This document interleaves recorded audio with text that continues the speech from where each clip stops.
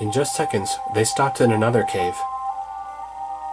And there was Tyson, sitting by a river, cradling an unconscious Grover in his lap. "Tyson, what happened?" Percy panicked. Tyson explained about the giant snake attack, which Percy remembered from his previous dreams. Then he mentioned how Grover got bonked on the head during the cave-in. Percy splashed some river water on Grover's face, splashing him awake.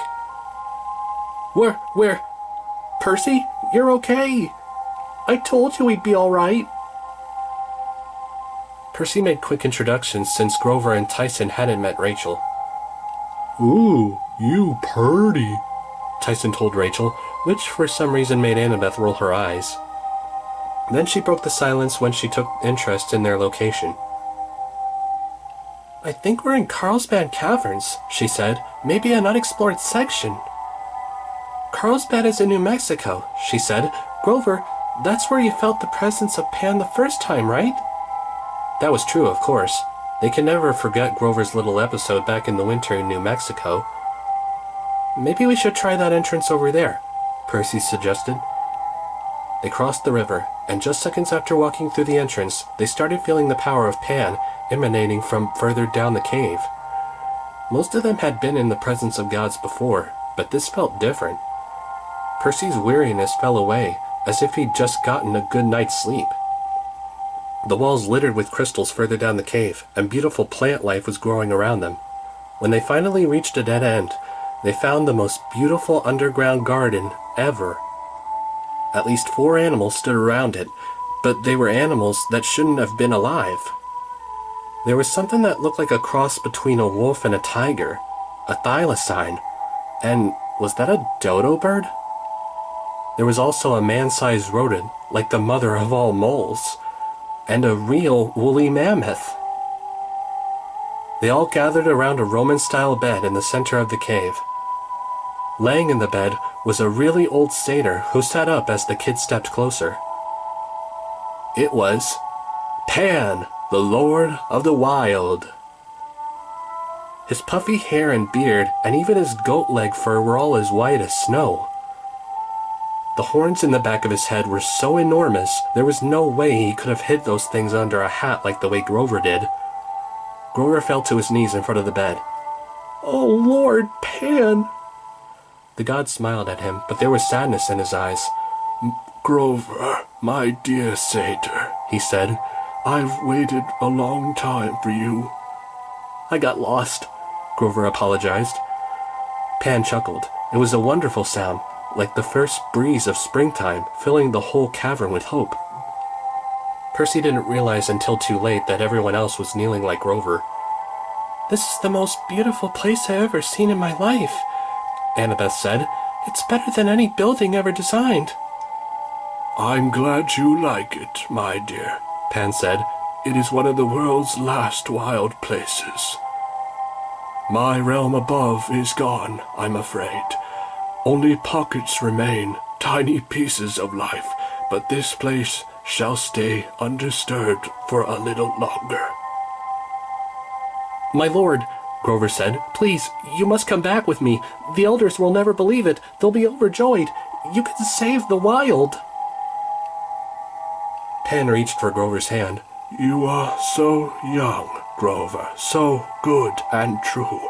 I think I have chosen well." "Chosen?" Grover asked. "I don't understand." "I have slept for many eons," the god said forlornly. "I wake fitfully, but my waking is shorter each time. Now we are near the end." "What? No!" Grover cried. "No, you're right here." "My dear satyr," Pan said, "many before you had refused to accept my passing, and I love you for that. But sadly, you have only delayed the inevitable. My dark twilight sleep must end." "No," Grover trembled. "No." "You must accept the truth, Grover. Your companion Nico understands this." "He is dying," Nico said. "He should have died a long time ago. This is more like a memory." "But gods can't die," Percy said. They can fade, Pan said. Grover has mentioned this. When everything they stood for is gone, when they cease to have power and their sacred places disappear. The wild, my dear Grover, is so small now, so shattered that no god can save it. My realm is gone.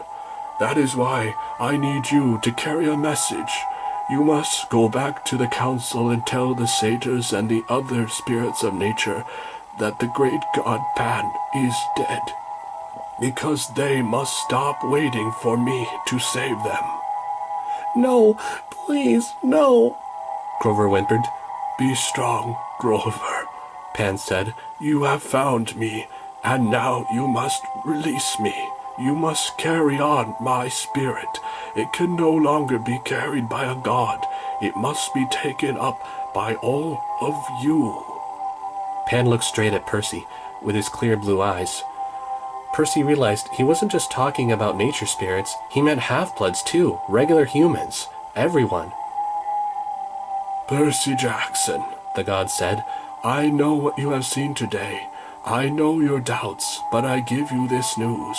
When the time comes, you will not be ruled by fear. He turned to Annabeth. Daughter of Athena, your time is coming. You will play a great role, though it may not be the role you imagine. Then he looked at Tyson. Master Cyclops, do not despair. Heroes rarely live up to their expectations, but you, Tyson, your name shall live among the Cyclopes for generations. And Miss Rachel Dare. Rachel's eyes widened when he said her name, like she was guilty of something. But Pan only smiled, and he raised his hand in a blessing. I know you do not believe you can make amends, he said, but you are just as important as your father. Rachel faltered. A tear traced her cheek. I know you don't believe this now, Pan said, but look for opportunities, and they will come. Finally, he turned back to Grover. My dear satyr, will you carry my message? I can't. You can, Pan said. You are the strongest and the bravest, and your heart is true.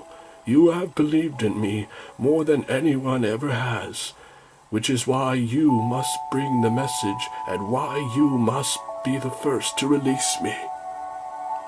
I don't want to.